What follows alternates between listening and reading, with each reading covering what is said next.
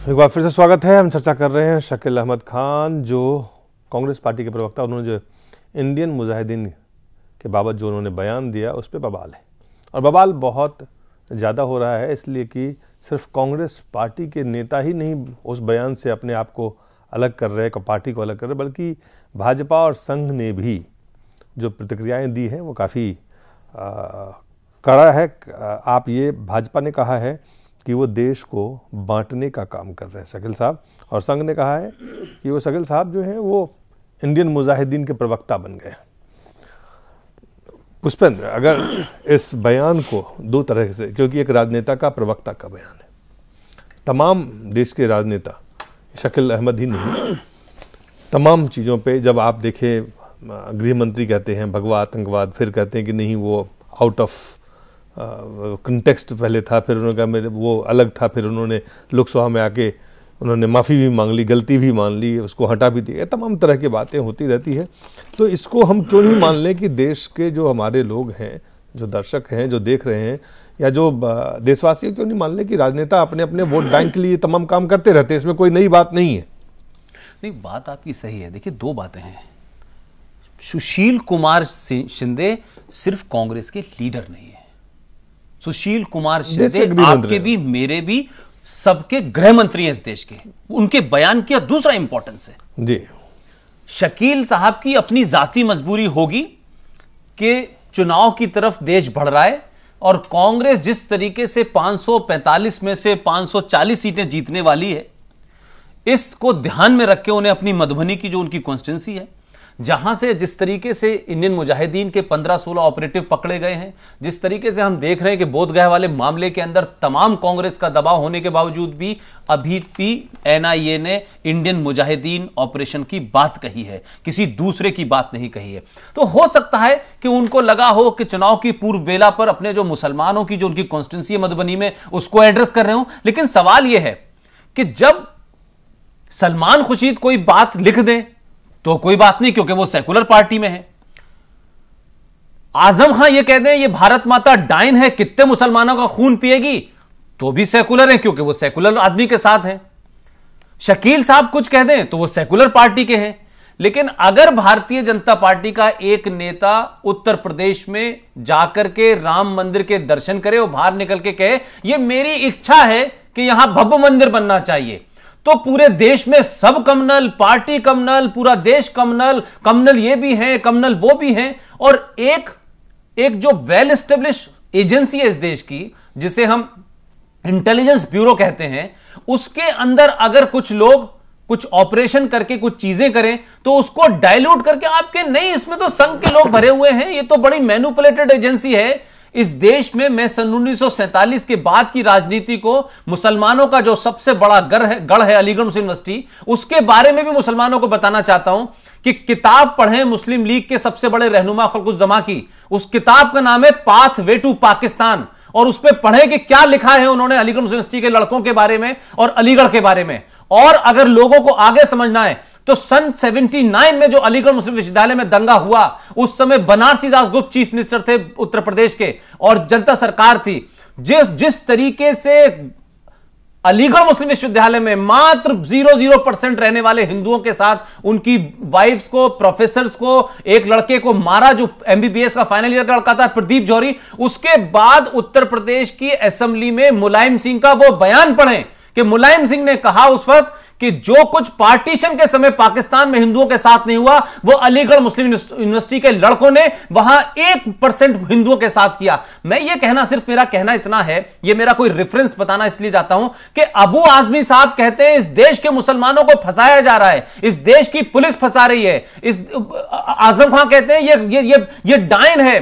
वो जो अकबरुद्दीन ओवैसी है, जिसका पूरा खानदान जो था हैदराबाद को पाकिस्तान में मिलाने के लिए लड़ता रहा, 2.5 लाख लोगों की रजाकार की फौज बनाई उसने, किस तरीके से भारत में पाकिस्तान मिला। हैदराबाद में उनके अब्बा जान सलाउद्दीन ओवैसी हर दंगे में पकड़े गए। उनका लड़का असदुद्दीन ओवैसी पार्लियामेंट में बैठ के कहता है कि इस देश का मुसलमान रेडिकलाइज हो जाएगा अगर उसकी बात नहीं सुनी गई। आसाम के दंगों को जस्टिफाई करिए आप, केरल में जस्टिफाई की। दिलीप, जो मैं बात कहना चाहता हूं, अगर इस मुल्क में सेकुलरिज्म का इतना ही डमाडोल था तो मैं पूछना चाहता हूं कि जो सरकार में अभी शामिल हैं नेशनल कॉन्फ्रेंस के लीडर फारूक अब्दुल्ला, इनके वालिद साहब और इनके अब्बा जान को नेहरू जी ने जेल में क्यों डाला? ये समय ये कह रहा हूं, आप इतिहास का रेफरेंस ले। अब आज ये नहीं होगा, क्या कहते हैं कि 2002 के दंगों के बाद से आईएम बन गई साहब, क्योंकि लोग मुसलमानों के साथ बड़ा कुछ हो गया। तो फिर मैं पूछना चाहता हूं कि मलियाना के बाद क्या हुआ, भागलपुर के बाद क्या हुआ, निल्लई के बाद क्या हुआ, मुरादाबाद, इन सब जगहों में तो क्या इस देश का मुसलमान हर दंगे के बाद आतंकवादी होता है? तो क्या 20-22 करोड़ मुसलमान अब तक आतंकवादी हो चुके हैं? तो क्या कहना चाहते हैं शकील साहब? जो सबसे महत्वपूर्ण है अरुणेश्वर जी, क्या मायने हैं? सर, ये जो है सारा एक डिविजिव पॉलिटिक्स का पार्ट है और ये बिल्कुल क्लियरली जो कांग्रेस की पॉलिसी रही है। क्योंकि मैं एक बात से बिल्कुल समझाना चाहता हूं कि डेमोक्रेसी जो है वो इस देश के लिए एक बहुत ही अहम और बहुत ही इंपॉर्टेंट फैक्टर है। और डेमोक्रेसी वर्ल्ड में अगर किसी जगह मैच्योर हो रही है तो वो खाली इंडिया में ही मैच्योर हो रही है इन अ वेरी ब्यूटीफुल वे। अब एक जो स्टेटमेंट जो आ रहा है कि हर एक पार्टी वोट बैंक के लिए पॉलिटिक्स करती है, लेकिन वो डिविजिव पॉलिटिक्स करती है, ये बिल्कुल ही गलत है। Because every party is not there for divisive politics. अगर आप देखें तो एक डिविजिव कौन सी पार्टी है जो पॉलिटिक्स फॉर यूनिटी कर रही है, जो डेवलपमेंट की बात कर रही है? क्योंकि अब आपको जो है you have to understand development की कौन सी बात कर रहे हैं, कौन सी पार्टी? वो तो बात करने के लिए बात है, बात तो कास्ट, कम्युनल, रीजन, क्रीड, इन तमाम चीजों पे होती है, तमाम पार्टियां करती है। अभी जैसे जैसे हम लोग आगे बढ़ रहे हैं तो हर पॉलिटिकल पार्टी का जो वोट बैंक है वो डिविजिवनेस में नहीं बेस्ड होगा, लेकिन कांग्रेस का जो वोट बैंक है वो स्पेसिफिकली डिविजिव बेस्ड है। और इसका अगर आप देखें तो शुरू से ही जब से कांग्रेस बनी है, क्योंकि इट स्टार्टेड विद द डिविजिवनेस, जब इंदिरा जी आई जो उसी में भी डिविजिवनेस हुई, तो आगे तक डिवीजन। और उनके पास जब तक 91 तक एक सोशलिस्ट एजेंडा था, लेकिन उसके बाद कोई एजेंडा ही नहीं है। तो only agenda which is now based on divisiveness कि आप डिवाइसिव। देखिए, ये अंग्रेजों की नीति थी, डिवाइड एंड रूल, कांग्रेस ने अडॉप्ट किए and there is no new. और जहां तक कि एनआईए का सवाल है, मैं आपको वेरी क्लियरली अगर आप इसको देखें तो एनआईए कुछ नहीं है। एनआईए खाली सीबीआई जो है उसी को, क्योंकि सीबीआई को सुप्रीम कोर्ट ने और सब जगह इतना वो मलाल हो चुकी थी, उसके अगेंस्ट में इतना सारा था कि वो उसको एक नई बना दी एनआईए जी। तो वो it is only a new investigating agency, the old investigating agency in a new bottle जी। और अगर आप एनआईए का देखें तो एनआईए ने जो, मैं आपको एक बड़ा क्लियर इसका देखता है, मालेगांव 2006 का हुआ। मालेगांव 2006 में जब शुरू में जब एटीएस ने रिपोर्ट फाइल करी तो उन्होंने कहा कि ये जो है वो सिम्मी ने कराई, और उन्होंने सिम्मी का और आईएम का उन्होंने दिया कि 2003 से किस तरह से उन्होंने एक्टिवेट करा, और खाली ये था कि भी हिंदूज और मुस्लिम्स को लड़ाने के लिए हमें ये बॉम्ब ब्लास्ट करना है। ये 2006 की एटीएस की चार्जशीट। आप कहना क्या चाहते हैं? मेरा ये कहना है कि जो स्टेटमेंट है ये स्पेसिफिकली ओनली टू क्रिएट डिविजिवनेस, और NIA is being used by Congress. ये ठीक है, NIA is being used by Congress. ठीक है। अरुणेश्वर जी आपके पास में लौटूंगा जी। ऐसा है कि जो वकील साहब बोल रहे हैं और सुप्रीम कोर्ट के एडवोकेट भी तो हैं जी, उनको थोड़ा सा अपने इस संगठन का जो डिविजननेस की बात उन्होंने कहा है कि और पार्टियां डिविजिव पॉलिटिक्स कर रही हैं और ये लोग शायद सबको मिला चल रहे हैं, थोड़ा इसके इतिहास की तरफ उन्हें जाना चाहिए। जनसंघ से पहले हिंदू महासभा बनी थी। हिंदू महासभा कब बनी थी और आरएसएस कब बनी थी? जब मुंजे साहब इटली गए थे और मुसोलिनी के लोगों से मिल करके आए थे, और वहाँ से लौटने के बाद उन्होंने इन संगठनों को बनाया था। और बेसिक थीम यही थी बनाने का कि हिंदुस्तान में, भारत में हिंदू पॉपुलेशन जो है ये 85 से 90% उस समय थी जी, और बाकी माइनॉरिटीज़ 10% से कम थी। तो अगर पूरा हिंदू सोसाइटी यूनाइट हो जाती है तो माइनॉरिटीज़ का कोई खास अस्तित्व नहीं रहेगा और हम देश पर राज करेंगे। ये बेसिक थीम थी उनकी, इसीलिए उन्होंने बनाया, कहेंगे नहीं, लेकिन कारण सारा कुछ वही था जिसकी वजह से बनी थी। और इतना ही नहीं हुआ, वो यद्यप वो चल नहीं पाया क्योंकि हिंदू सोसाइटी जातियों में इतनी बंटी हुई थी कि बाद में उसके आधार पर इसका वो हुआ, काफ़ी बिखराव रहा, तमाम पार्टियां बनी, बहुत सारी चीज़ें, उसके बहुत विस्तार में नहीं जाना चाहता क्योंकि वो सब चीज़ें तो फिर सबको मालूम होंगी। जो टू नेशंस थियरी वाली बात आई जिसको जिन्ना साहब ने चलाया कि दो धर्म जो हैं, दो राष्ट्रीयताएं हैं और इसके आधार पर भारत का विभाजन हो गया, लेकिन अगर इसको किसी ने सपोर्ट किया तो आरएसएस करती रही, यह भी उनको जानना चाहिए। क्योंकि ये भी यही बात कर रहे थे। गोलवलकर साहब ने एक लेख लिखा। हिस्ट्री तो इतनी डिमोलेटेड है कि आप कुछ कह नहीं सकते, लेकिन नहीं, अभी हम जो कह रहे हैं उसको सुन लीजिए कि 91 के पहले की बात, तो जो गुरु गोलवलकर साहब हैं उनका लेख बता रहे हैं आप। ये इंडस्ट्रियल एज की हिस्ट्री है, हम लोग इंडस्ट्रियल एज तो खत्म कर चुके हैं। एक बात तो we are in a very new age. ये जो ई एज है उसके अंदर वो आप छोड़िए आइडियोलॉजिकल चीज ई एज और नहीं, इसका जो के बारे में छोड़िए। हम आपको एक बात बता दें, गोलवलकर साहब का एक लेख है, दिस इज वेरी इंपॉर्टेंट। इसका बड़ा विरोध हुआ था, बाद में उसको निकालना पड़ा उनको ऑनलाइन किताबों से। उन्होंने ये लिखा कि हिटलर जो जर्मनी में कर रहा है वो ठीक कर रहा है, क्योंकि दो संस्कृतियों के लोग एक साथ नहीं रह सकते। सर हिटलर ने जो कहा वो मीन काम में पढ़ो ना। सुन तो लीजिए, गोलवलकर को आप डिसोन नहीं कर पाएंगे। देखिए गोलवलकर को आप लोग डिसोन नहीं कर पाएंगे, वो आपके सबसे इंपॉर्टेंट आदमी। सर हिटलर ने ही करा, क्योंकि अभी सुन लीजिए जरा, वो लेख तो सुन लीजिए। सर वो तो पता है मेरे को, इसलिए कोई फर्क नहीं पड़ता। मैं आपसे कह रहा हूँ कि हिटलर ने जो करा, ऐसे आपके पास आते हैं, आप बताइएगा, मेरी बात का जवाब दीजिएगा, जरा सुन लीजिए, थोड़ा सा सुन लीजिए कि दो संस्कृतियों के लोग एक साथ नहीं रह सकते। भारत के लोगों को भी इससे प्रेरणा लेनी चाहिए। इस सेंटेंस पर सबसे ज्यादा झगड़ा हुआ, बिल्कुल और इतना बवाल मचा कि बाद में जो किताब छपी उसमें से उस लेख के वो सब पोर्शन निकालने पड़े इन लोगों को। अगर आपने ये सीधा क्या, तो ये क्या कहने का मतलब है? आप यही कह रहे हैं कि तमाम तरह के जो भी संगठन भारत में बने हैं, और आज देखिए उस मानसिकता से ये संगठन उभर नहीं पाया है।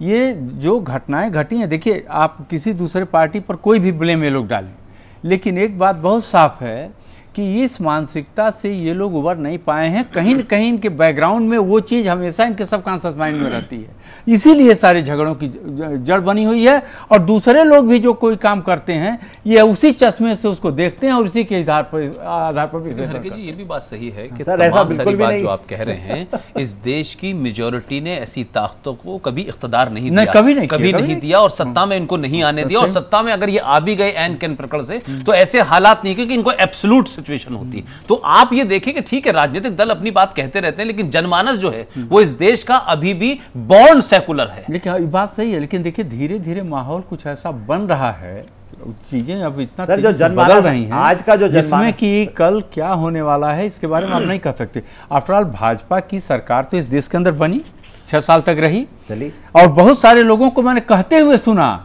एक नेता जो अब दिवंगत हो गए नहीं है, कह के ये देख लीजिए वो पार्टी और वो संगठन जिसने देश की आज़ादी की लड़ाई के लिए कुछ भी नहीं किया बल्कि उसका विरोध करते रहे, वो आज देश में हुकूमत कर रहे हैं। ये देश की स्थिति बन रही है।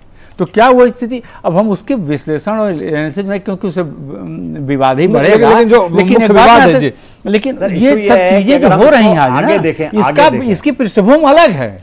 उस पृष्ठभूमि में जाइएगा तो पृष्ठभूमि से आता है या इसकी पृष्ठभूमि, ये नई पृष्ठभूमि बनाई जा रही है, नई पृष्ठभूमि जो बन रही है, ये सवाल। ये जो बात कर रहे हैं ये उस एज की बात कर रहे हैं जो आज एग्जिस्ट ही नहीं करती है। 2 बातें ऐड करना चाहता हूं। एक तो जो बात आप कह रहे हैं कि ये डिवाइसिव लोग शुरू से रहे हैं और इनका अपना काम करते रहे, लेकिन ये पार्टी 6 साल के लिए ताकत में सत्ता में आती है। मैं इसको अगर दूसरे तरीके से देखता हूं तो मैं फिर ये कह रहा हूं कि इस देश में जो रूलिंग पार्टी है, जो 55-60 साल तक इस सत्ता में रही है, उसने इन लोगों को आगे बढ़ने के लिए माहौल पैदा कर दिया, उन लोगों में लॉजिक पैदा कर दी। इनकी गिनती अगर बढ़ी है तो कांग्रेस के अंदर बहुत से गलत काम पिछले 30-35 साल में हुए हैं, जिसके चलते एक आम आदमी जो कहीं हाशिए पे खड़ा था वो इनके साथ इसलिए जुड़ा नजर आता है कि कांग्रेस एक साथ 2 बातें कहती रही, लोगों को कांग्रेस के सेकुलरिज्म के अंदर दिखावा नजर आया। ये बातें मैं कह रहा हूं, इसलिए आज इनकी गिनती बढ़ रही है और इसको रोक नहीं पाएंगे। जी सर जी, हाँ सर, मैं एक प्रश्न पूछना चाहता हूं कि पहले एनडीए बनी या पहले यूपीए बनी? सवाल एनडीए नहीं है, अलग है, बहुत आगे, बहुत कम समय हमें ब्रेक पे जाना है। लेकिन आपसे मैं सिर्फ ये जानना चाहता हूँ, आपसे मैं सिर्फ ये जानना चाहता हूँ, चूंकि आप वरिष्ठ अधिवक्ता है सुप्रीम कोर्ट के, जो बात उन्होंने कही शकील साहब ने, जो बीजेपी कह रही है, जो संघ कह रही है, ये क्या सिर्फ शकील साहब या शकील अहमद का बयान है या ये भारतीय राजनीति में डिवाइड करने की जो सोच है उसका एक एक्सप्रेशन? सर ये कांग्रेस की कैलकुलेटेड पॉलिटिकल कॉन्स्पिरेसी है to bring about a division in India.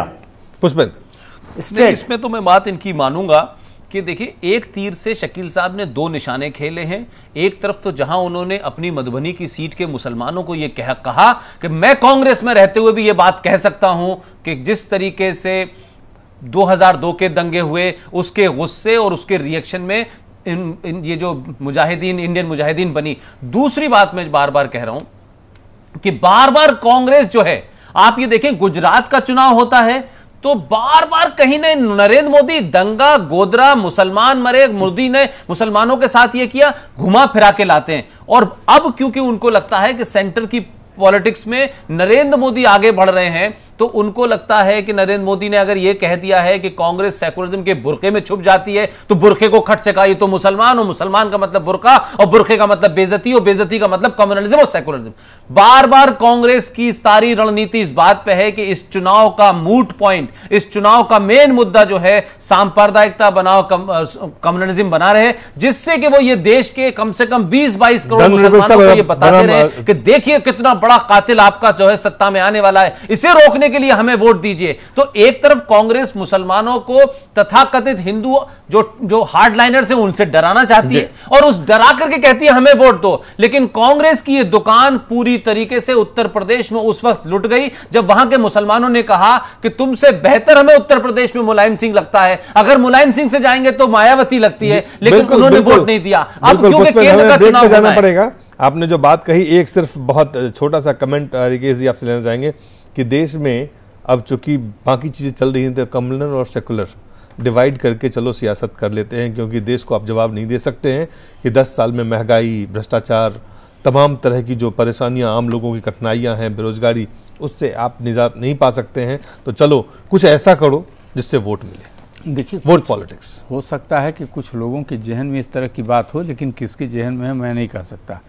ये बात जरूर है कि आजकल पिछले कुछ दिनों से जो देश की राजनीति बनी है और तमाम पॉलिटिकल पार्टी राजनीति कर रही हैं, वो जो पुराने बैकग्राउंड की बात अभी मैंने आपसे किया, उसको पृष्ठभूमि में कहीं न कहीं रख करके सारी चीज़ों की इस तरह से फोकस करने की कोशिश सब पार्टियां अपने अपने ढंग से कर रही हैं, जिससे कि उनके वोट बैंक का जो पॉलिटिक्स है उसमें उन्हें सफलता हासिल हो, क्योंकि उनके पास और वैचारिक सुनेता है, मुद्दा नहीं है, कुछ लोगों में जवाब नहीं है। पुराने लीडर्स की जो व्यापक सोच थी और बड़ी सोच थी, जिसके आधार पर देश का सारा राजनीतिक चलता था, वो गायब हो गया। जो जितना इनसिक्योर होगा वो तो चीज आज उसका तो लोप हो ही गया है देश के। छोटा सा ब्रेक लेते हैं हरिकेश जी, ब्रेक के बाद थोड़ा सा वापस लेते हैं।